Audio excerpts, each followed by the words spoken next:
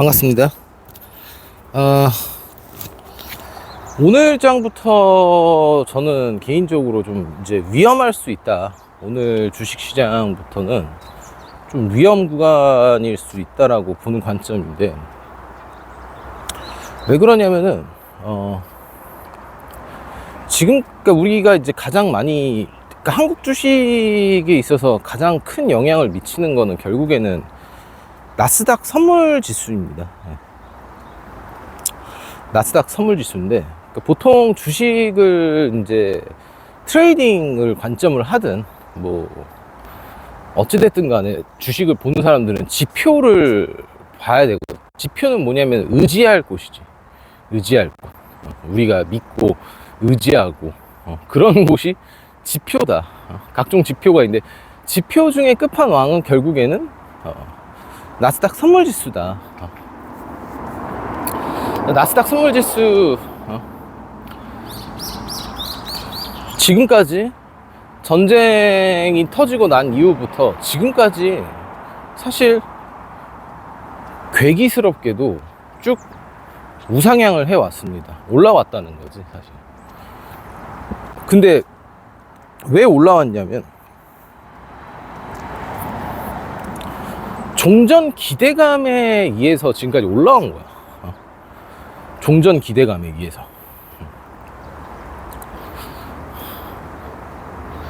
반도체 슈퍼사이클도 있겠지만, 결국에 미장이 흔들리고 내리고의 가장 큰 원인은 종전에 대한 기대감, 혹은 전쟁에 대한, 확전에 대한, 장기전에 대한, 혹은 지상군 투입에 대한 어떤 두려움이 공존했기 때문에 지금까지 흔들리면서 올라온 건데, 지금 이제 종전을 한다라고 이렇게 말을 했잖아 지금. 그러니까 기대감이 확신으로 된 거 아니야. 이제 확정이 되는 거 아니야. 그러면은 그 기대감이 확정이 되는 순간에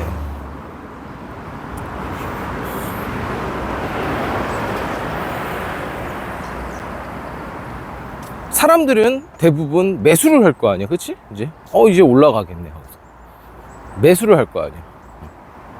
그럼 세력들 입장에서는 확신을 가진 애들을 죽인다고 했잖아 내가. 세력은 확신을 가지고 있는 사람들을, 확신을 가지고 있는 투자자들을 결국에는 죽이러 들어갈 거다. 그러니까 반대로 전쟁이 터진 다음에 주가가 내려갈 것이다. 전쟁이 터지지 않았냐 미국과 이란은. 그래갖고 쉽사리 매수 버튼을 못 누르고 매도 버튼을 누르고 인버스 포지션을 잡고 있는, 선물, 나스닥 선물이든 국장 선물이든 매도 포지션을 잡고 있는, 풋 포지션을 잡고 있는 애들을 확신을 가지고 있으니까 죽여버렸잖아. 왜? 확신을 가지고 있으니까 손절 라인이 없거든. 손절 라인이 길어. 죽이러 간다는 거지 사실.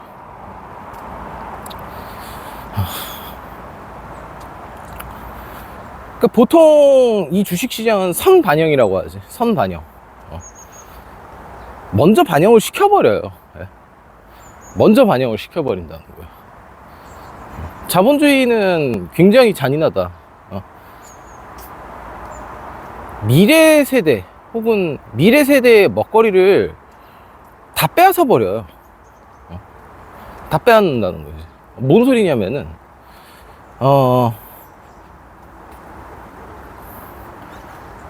삼성전자가 과거에, 지금은 많이 올랐잖아. 그치?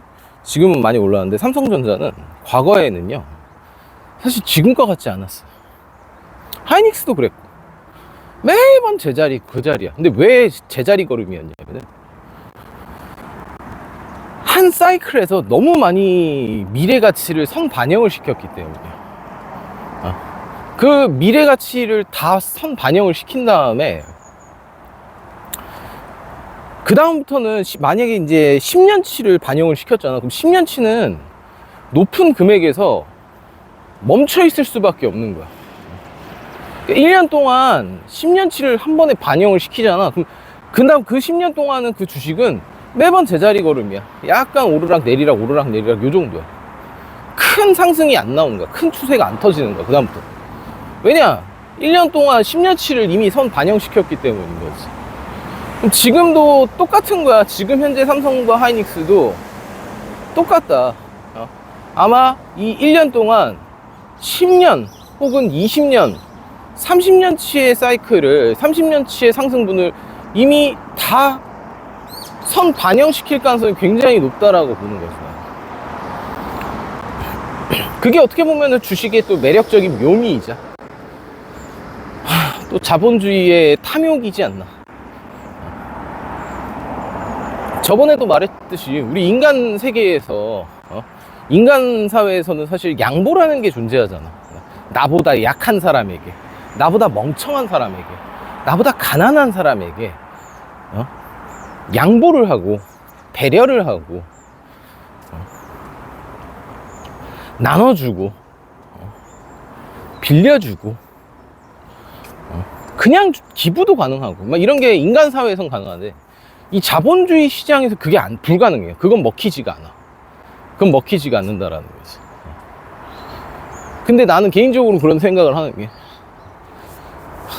이 자본주의 시장에서도 사실 그런 어떤 인류애적인 그런 마인드를 가지고 있는 사람들이 결국에는 오래 살아남지 않을까라는 생각도 해. 어느 한편에서는 비록 가격이 낮더라도, 저평가가 됐더라도 내가 먼저 투자를 해서 이 가치를 지켜주자 좀, 이런 마인드를 하는 사람과 비록 가격이 지금 높더라도, 내가 지금 현재 가격이 높더라도 여기서 남들한테 고점에 던지지 말고 그냥 홀딩하자. 홀딩해서 손해를 보더라도 나는 그냥 좀 홀딩하고 이 가치를 좀 지켜주자. 먼저 팔아가지고 남들 등쳐매길 생각하지 말고, 뒤통수 때릴 생각하지 말고 그냥 가치를 좀, 그냥 나는 좀 지켜주고 싶다. 손해가 나더라도. 이런 마인드를 가지고 있는 어떤 인류애적인 사람들이 어떻게 보면 또 주식시장에서는 또 오래 롱런을 하지 않나, 이런 관점도 좀 있는데, 여튼 지금 장은 제가 봤을 때 그래요. 제가 봤을 때는 다들 두려울 거야. 내가 봤을 때는. 그러니까 초보 투자자들은 모르겠는데, 초보 투자자들은 이미 와 종전이다, 이제 올라간다라는 어떤 그런 기대감이 사로잡혀 있을 가능성이 굉장히 높은데, 반대로 어느 정도 이 판에서 오랫동안 놀아놨던 사람들 입장에서는 사실 두렵지. 왜냐면은 오히려 불확실성이 사라진 판에서는 두려움이 공존할 수밖에 없거든. 근데 자금이, 주식시장에 있는 자금이 실물 경제로 빨려 들어가게 되는 게 가장 큰 리스크거든. 이게 주식시장에서 가장 큰 리스크는 뭐냐면은, 주식시장에 있는 자산들이 실물 경제로 넘어가는 게 가장 큰 위험 요소야. 그러니까 이제 만약에 그거야, 이제 지금 건설 경기 이런 쪽으로 뭐 빠져나간다. 그것도 되게 위험하죠. 이제 어떻게 보면은 주식시장의 이 가상 사이버 세계에서 돈이 왔다 갔다 놀아야 되는 그 금액이 실물 자산으로, 실물 경제로 넘어가게 되면은 파이가 줄어들 수밖에 없고, 그럼 수급이 딸릴 수밖에 없다는 거지. 눈치 까신 분은 알겠지만 지금 저번 주 금요일부터 어제 월요일장도 보면은 상승은 했지만 수급이 과거 불장과 같은 수급이 지금 이루어지지 않는 모습들을 아마 포착할 수 있어요. 왜 이렇게 수급이 좀, 주가는 올라 있는데 수급이 딸려. 수급이 딸리는 현상들을 볼 수가 있습니다. 그래서 세력들이, 나는 개인적으로는 아직 빔을 쏘지는 않았다. 빔을 쏘지는 않았는데, 이게 지금 나는 빔을 쏘지를 않았기 때문에 그냥 끝나지는 않았다 생각해요. 전 개인적으로 이번 반도체 사이클에서 있잖아, 이 상승장에서 저는 개인적으로 삼성이 됐든 하이닉스가 됐든 이 둘 중 한 놈은요, 전 상한가를 간다고 봅니다. 상한가를 한번 칠 거라고 봐, 나 개인적으로. 그 상한가가 나오는 날, 그날이 내가 봤을 때 꼭지점일 거다라고 보고 있습니다. 상한가가 나온 날 혹은 당일 혹은 그 다음날, 그날이 아마 내가 봤을 때 꼭지점이다라고 생각을 해요. 그래갖고 이번 반도체 슈퍼사이클에서 분명 대한민국 국장은 상한가가 한번 나올 것이다. 삼성이 됐든 하이닉스가 됐든 둘 다가 됐든.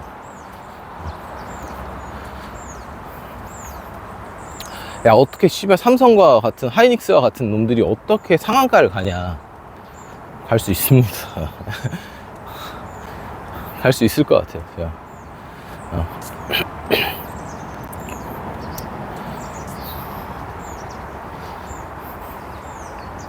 이건 제가 같이 이제 투자하는 친구랑 이야기를 하면서도 한 3개월 전부터 매번 이야기하던 부분이야.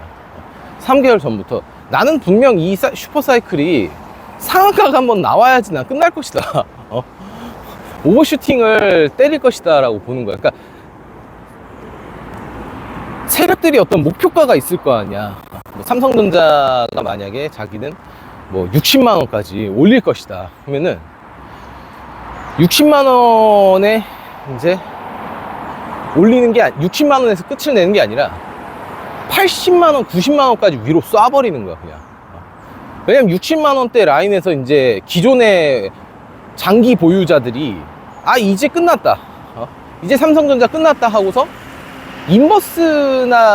인버스로 갈아탈 가능성이 굉장히 높다라는 거지.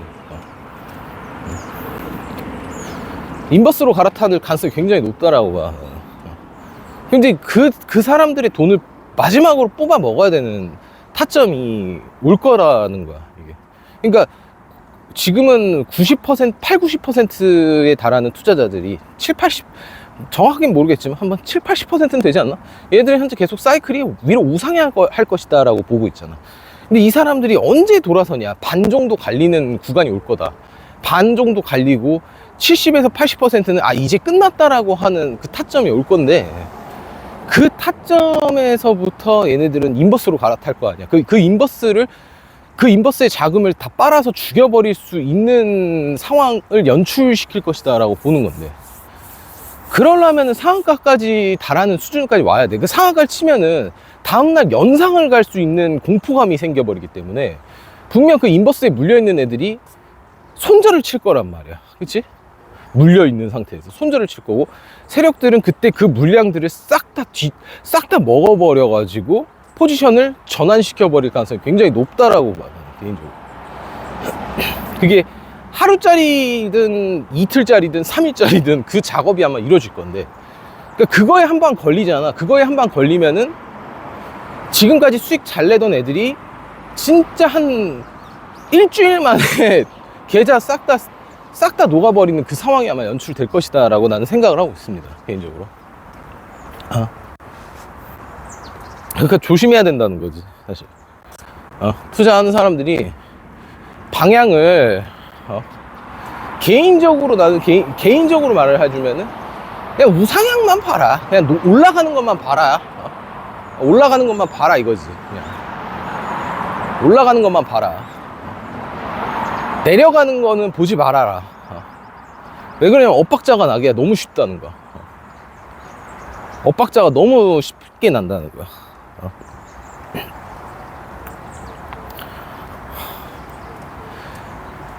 그러니까 엇박자가 나기도 쉽고, 결론적으로는 뇌가 망가집니다. 그러니까 내가 봤을 때 뇌가 망가져요. 왜 뇌가 망가지냐면은, 사람은 어떤 선택을 할 때 있어서 한 가지만 선택을 해야 되는데 이랬다 저랬다 하잖아. 그러면은 이 시장의 패턴을 분석하기가 너무 어려워. 그러니까 유능한 트레이더라면은, 유능한 주식 트레이더라면은 가격을 어느 정도 지정을 해놓고 이 수급 변화를 포착을 한 다음에 포지션을 바꿀 수가 있겠지. 근데 걔네들도 나는 상위 0. 몇 %의 극소수들이나 운이 좋아서 가능한 상황이다라고 난 생각을 해.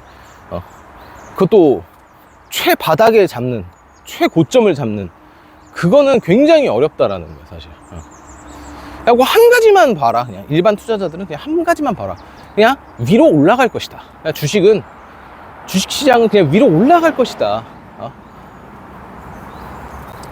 한국 주식 봐라. 내가 어제도 이야기했듯이 거래세 봐라. 야, 거래세만 걷어도 한국은 주식으로 거래세만 걷어도요. 세수 확보가 됩니다. 이게 지금 계속 끊임없이 이렇게 붐을 만들잖아. 세수 확보가 무조건 돼요. 이거 생각해봐. 그러니까 어떤 거냐면은 어떤 한 사람이 주식 거래를 단타를 하루에 10번을 쳐. 그러면 이 사람이 수익을 손해가 날 수도 있고 뭐 플러스 몇백이 될 수도 있겠지만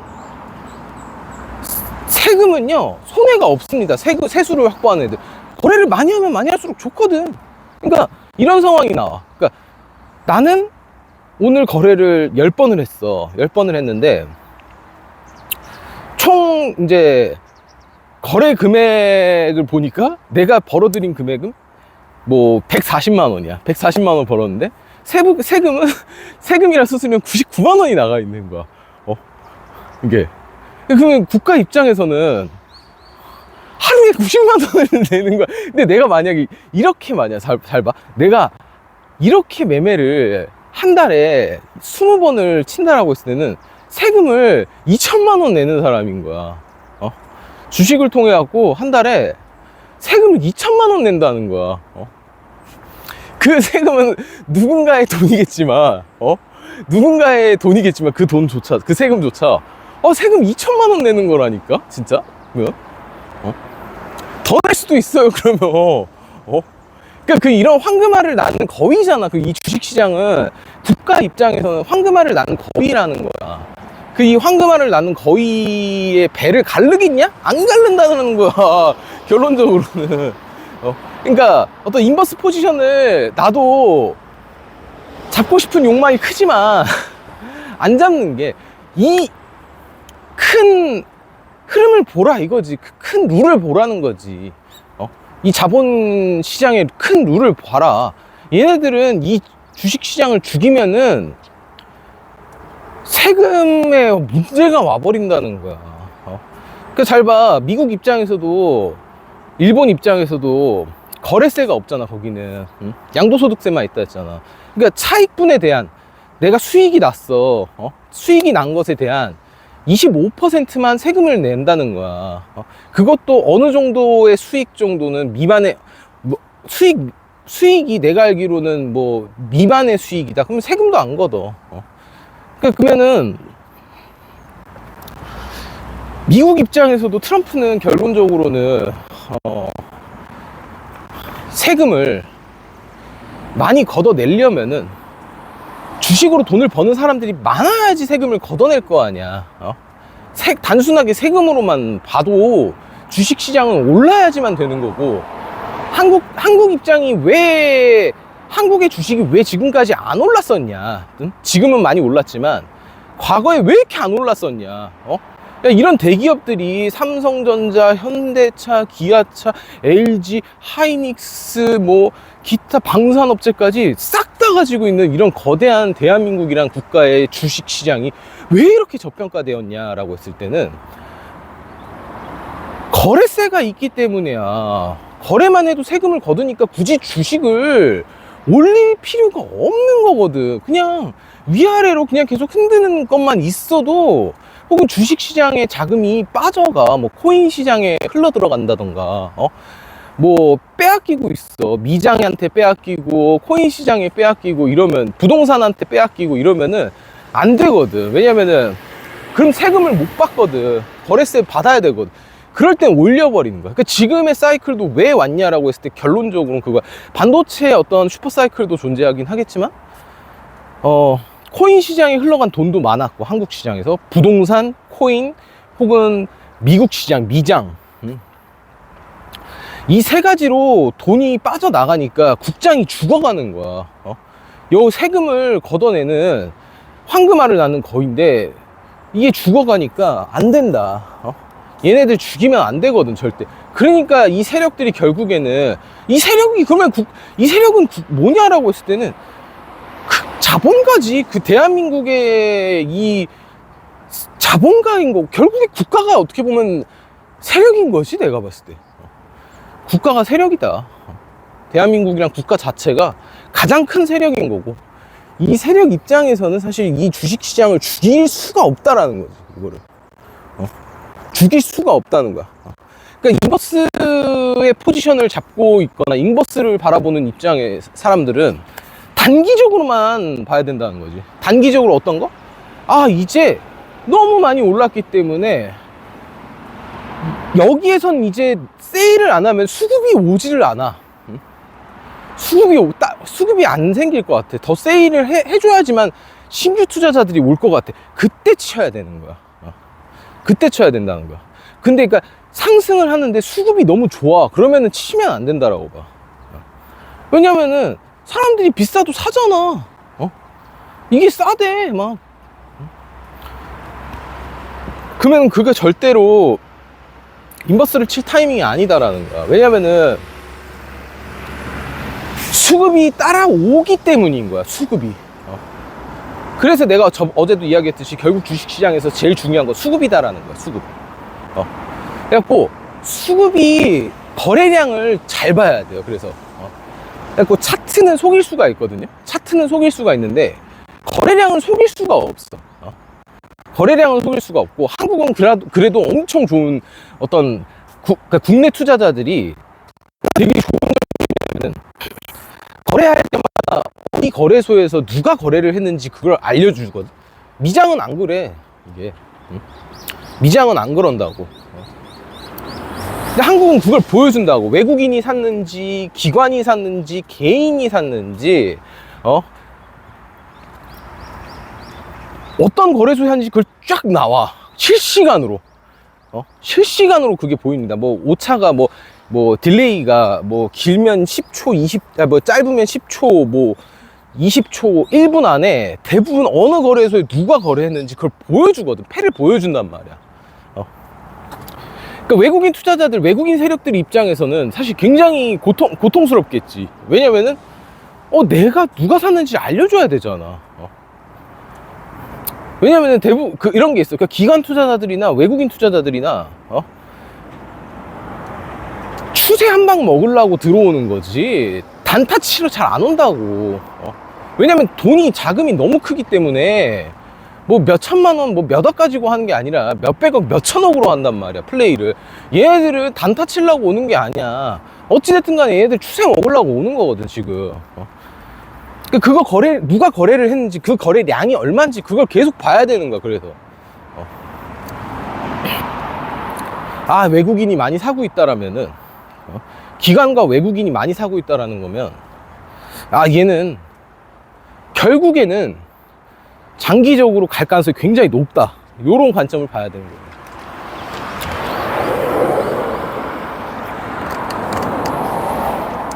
특히나 가격이 저점 부근일 때, 고점 말고 저점 부근일 때.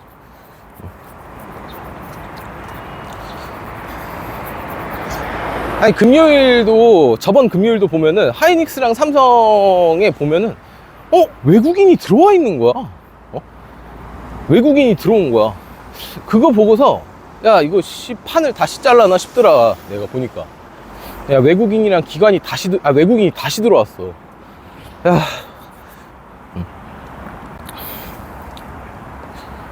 여튼 그럼에도 불구하고 나는 지금 현재 수급이 과연 따를까, 더 크게 오를까에 대해서는 개인적으로는 전쟁이 종식이 된다, 종전이 된다라고 했을 때는 그거는 주식시장에서 악재다라는 거지, 내가 봤을 때. 악재일 거고 수급이 빠질 가능성이 굉장히 높다, 조심해야 된다라는 거지. 그게 언제 그러면 더 좋은 결과가 나올 것이냐라고 했을 때는 갑자기 또 이제 폭탄 한번 쏘는 거지, 씨발 개새끼들. 또 한번 폭탄 쏘갖고 그 평화를 깨고 하방을 간 다음부터 다시 또 랠리가 시작될 가능성이 높다라고 봅니다, 저는. 그런 뷰를 보면서, 그러니까 나는 개인적으로 확정 편향적인 생각보다는 그냥 매번 생각을 많이 한번 해보세요. 이런 생각도 해보고 저런 생각도 해보고, 나도 그럼에도 불구하고 이 주식시장에서 가장 돈을 많이 버는 사람은 그냥 아무 생각 없이 그냥 여유로운 사람들, 남들이 투자하는 거, 좀 많이 투자한 거, 수급 많이 좋은 거, 거기다 좀 올라갈 것 같은 데다가 관심 많이 갖는 데다가 돈 넣어놓고 쳐다보지도 않는 새끼들이 돈 제일 많이 법니다, 진짜. 호가창 계속 보고 있고 차트 분석하고, 결론적으로는 다 돼집니다, 걔네들 진짜. 남들이 두려워하는 자리를 들어갈 줄 알아야 돼. 남들이 두려워하는 자리. 야, 여기서 더 오르긴 어려울 것 같은데? 라는 자리가 되게 두렵잖아. 그것 또한 공포야. 남들이 사기 어렵잖아. 여기서 사면은 떨어지면 존나 떨어질 텐데 라는 그 구간에 사는 것도 공포의 매수를 하는 거고, 주식이 존나 떨어졌고, 아, 이제 추세가 하방으로 갈 것 같은데? 이제 상승 랠리는 끝난 것 같은데? 라는 생각을 갖게 하면서 남들이 패닉세를 갖고 더 이상 이제 주식 안 할래! 이제 주식 안 해! 이러면서 던지는 그 찰나에 매수로 먹어 버려야 된다는 거지, 사실. 그러니까 잔인한 거야. 그러니까 남들 다 죽여놓고 지금 여기서 내가 매도를 안 치면 다음날 나는 반대 매매 나갈 것이다. 나 반대 매매 나가. 그때 그걸 잡아 먹어야 된다는 거지. 그 주식이 반대 매매가 보통 반대 매매가 정규장 시작하는 9시에 반대 매매가 나가거든요. 그러니까 보통 미수나 신용을 썼는데 증거금을 채워 넣질 못해. 혹은 뭐 미수 쓴 사람들은 거래하고 나서 3거래일째 되는 날 당일날에 이제 미수금이 발생하기 때문에 주식을 가지고 있으면은, 그 미수로 주식을 가지고 있으면은 반대 매매를 한가 라인까지 밀어갖고 반대 매매를 나가버린단 말이야. 그래갖고 넥스트장에 장 흐름이 좋은데 갑자기 9시 정규장에는 가격이 내려가 있는 상황이 올 수가 있는 거야. 왜냐하면은 반대 매매 나가는 물량들이 증권소에서 반대 매매 주문이 들어간 거거든. 이 새끼들이 물도 몰라가지고 반대 매매로 다 그냥 나가는지도 모르고 미수랑 신용 써가지고, 미수 써가지고 그 주식을 다 산 거야. 반대 매매 보내버려야 되는 거거든. 주식시장 증권소에서 자기는 절대 손해 안 보려고 하거든. 너네들이 하한가 가갖고 깡통을 차든 말든 상관없다. 우리는 절대 손해보면 안 된다. 네 잘못이지. 룰도 모르고 이거 썬 너네가 잘못이다. 그러니까 보통 얘네들이 내가 반대 매매 나가는 날은 그래도 시가에 좀 오를 것이야 하고서 반대 매매 하는 날 못 팔고 있는 거야. 근데 가차 없지. 또 그때가 또 기회인 거야. 그 물량을 싸게 살 수 있는, 폭탄 세일을 할 수 있는 그 기간이 또 생기니까. 그러니까 9시 장에 갑자기 물량이 터져서 나온다라고 했을 때는 뭐지? 이거 반대 매매 물량이구나 라고 생각을 하시면 됩니다. 야, 이거 반대 매매 누가 터져갖고 오를 줄 알고서 미수 써갖고 저점에 잡았는데 저점을 가버리는 바람에 반대 매매 터졌구나, 이런 현상이 나온다는 거예요. 그래갖고 절대 미수 쓰지 말라는 거야, 사람들이. 미수 신용을 다루는 능력이 없는 사람들은 쓰지 말라는 거지. 철저하게 데이 트레이딩을 가능한 사람들만 써야 돼. 그러니까 뭐 데이 트레이딩이 뭐야? 결론적으로는 장 안에서만 사고 팔고 떠나는 사람들이야. 오버나잇을 안 해. 오버나잇을 안 한다고. 단타만 하는 거지, 그냥. 단타 치는 용인 거야. 그 사람들만 할 수 있는 게 미수거래인 거야, 사실.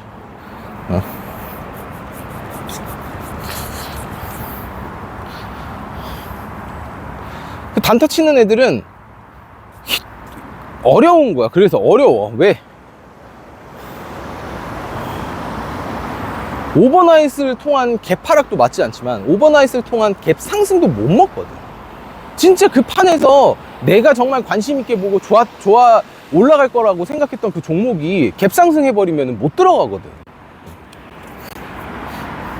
그러다 보면은 이제 그냥 오버나잇을 하면서 단타를 안 하고 스윙 관점으로 가야 되나 하면서 스윙 관점으로 가니까 개파락 쳐맞아, 미국장 빠지면. 그러니까 존나 꼬이는 거야. 그러니까 한 가지만 해라. 스윙을 할 거면 스윙만 하고, 단타를 칠 거면 데이 트레이딩 할 거면 데이 트레이딩만 하라는 거야. 이거를 번갈아서 하는 순간 엇박자 난다는 거야, 사실.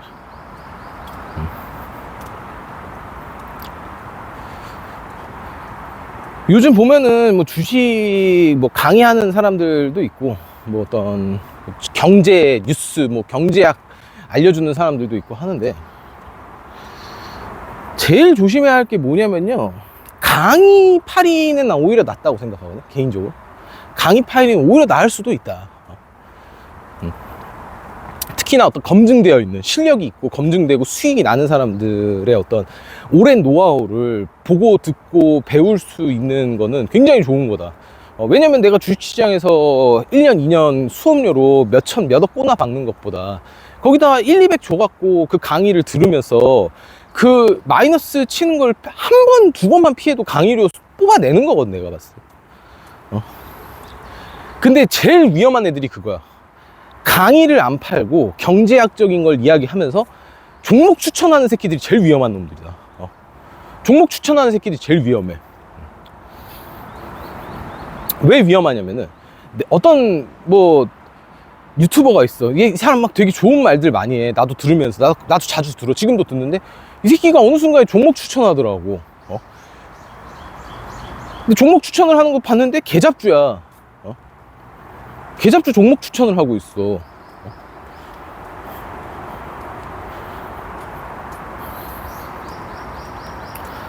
그걸 그러면 사람들이 관심 종목에 넣어 놓을 거 아니야. 아, 내가 좋아하는 유튜버가 이런 종목들을 하라고 했더라 하고 종목 추천을 했거든. 이 관심 목록에 들어가는 순간에 이게 하한가 가든 상한가 가든 어차피 빨려 들어간다는 거야. 혹은 그냥 다음날 빨려 들어가든. 그거 종목 하나 때문에 전 재산 날릴 수가 있어요. 제일 위험해요, 그게. 제일 위험하다, 진짜. 아니, 왜냐면은, 왜 종목 추천을 하면 안 되냐면은, 주식이라는 건 저점에 많은 사람들이 들어가게 되면은 딜레이가 걸려버려. 왜? 세력들은 결국에 물량을 모아야 되거든? 그 물량을 모으기 전까지는 출발 안 시켜. 누구 좋으라고 출발시키냐고. 자기가 생각한 그 시점까지 물량을 꾸역꾸역 모아가지고 나갈 새끼들 다 내보낸 다음에 겨우 보낸다고. 그 안에서도 무수히 많은 확인 사살을 하고 올라가는 게 작전주의의 묘미란 말이야, 얘들은. 근데 저점 부근에 있는 종목들을 누군가한테 추천을 해갖고 많은 투자자들이 들어오게 되면은 그 종목에 어떤 문제가 생기냐면은 내일 다음날 상한가 쳐서 올라갈 종목이 갑자기 개인들이 저점에 많이 매수를 하잖아. 그럼 걔를 털어내야 되기 때문에 한 달이 넘게 딜레이가 걸려버릴 수가 있어요. 혹은 안 갈 수도 있어. 그냥 작전 폐기할 수도 있습니다. 갑자기 수급 확 몰리면은 개미들 너무 따라붙었다 이러면서 이거 그냥 작전 폐기해버릴 수도 있다는 거야. 이 종목으로는 작전 못 치겠다. 개미들 이렇게 따라붙어갖고 저점에 다 지금 우리 물량 주지도 않는데 이거 어떻게 하냐. 물량 던지지도 않는다, 얘네들 지금. 그렇게 돼버린다는 거야. 그러니까 종목 추천을 할 수가 없다라는 거지, 결론적으로는. 진짜 나도 정말 좋은 종목들을 알고 있거든. 근데 이 좋은 종목들을 구독자들한테 알려줄 수가 없어요. 왜냐? 니네들이 알게 되면 너희들이 많이 들어오게 되잖아. 내 유튜브를 통해 갖고 많이 들어오잖아. 그 종목은 못 가. 뒤늦게 가거나 나중에 가거나 못 간다니까, 이게? 못 가요, 진짜. 내가 예전에 말했잖아. 나는 8,000원, 만원 구간에서 내가 SMG 엔터테인먼트 사라고 했었잖아. 갈 거라고. 그래갖고 그때 샀던 애들 중에 사실 근데 얘가 99,800원까지 갔거든. 내가 그때 라이브를 통해갖고 형님 이거 얼마 갈 것 같습니까? 그러니까 나 아마 세력들이 작전 치면 이거 10만원까지 보낼 것 같다라고 생각했잖아. 딱 10만원 목표가 잡고서 99,800원까지 보낸 거 아니야, 그때.